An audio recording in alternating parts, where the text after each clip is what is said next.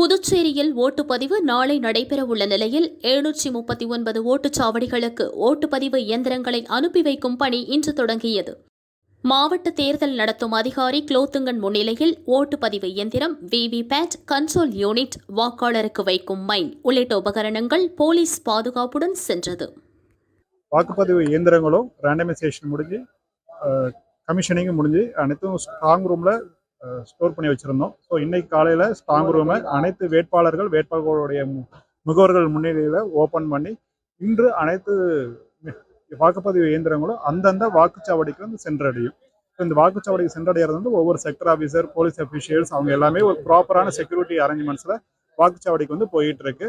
So இன்னும் சிறிது நேரத்தில் அனைத்து வாக்குச்சாவடிகளுக்கும் இந்த வாக்குப்பதிவு இயந்திரங்கள் சென்றடையும்.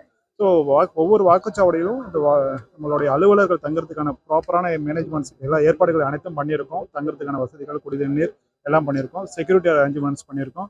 மத்திய பாதுகாப்பு படையினரும் பணியில் அமர்த்தப்பட்டுள்ளனர். அவங்க எல்லாருமே ஏற்கனவே போயிட்டாங்க. ஒவ்வொரு வாக்குச்சாவடியில் வந்து ரிப்போர்ட் ஆகிட்டாங்க.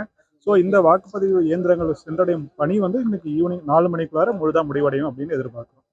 ஸோ சீஷரை பொறுத்த வரைக்கும் நாங்கள் லிக்கர் சீஷர் இது வரைக்கும், அதாவது நேற்று ஈவினிங் வரைக்கும் நாங்கள் 21,543 லிட்டர்ஸ் சீஸ் பண்ணியிருக்கோம். அதோடைய வேல்யூ வந்து 44,17,120 44 லட்சத்துக்கும் அதிகமான லிக்கர் வந்து சீஸ் பண்ணியிருக்கோம்.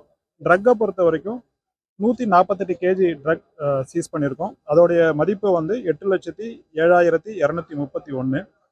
ஸோ பணத்தை பொறுத்த வரைக்கும் 2 வகையான சீஷர்ஸ் போயிட்டு இருக்கு. நான் இன்டர்செப்ஷன் சொல்லலை, இப்போ நடந்த சீஷர்ஸ் மட்டும் சொல்கிறேன்.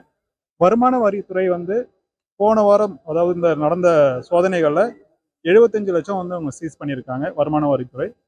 ஸோ எங்கள் பறக்கும் படை சீஷர்ஸ் வந்து இப்போ 2 நாளாக பண்ணிக்கிட்டு இருக்கோம். ஸோ அதில் நேற்று இரவு வரைக்கும் 64 லட்சம் எங்களுடைய பறக்கும் படை சீஸ் பண்ணி அதை வருமான வரித்துறைக்கு ஹேண்ட் ஓவர் பண்ணியிருக்காங்க. ஏன்னா 10 லட்சத்துக்கு மேலே இருந்ததுன்னா அது வருமானத்துறைக்கு கொடுக்கணும், அதை ஈஸியாக கைட்லைன்ஸ் படி.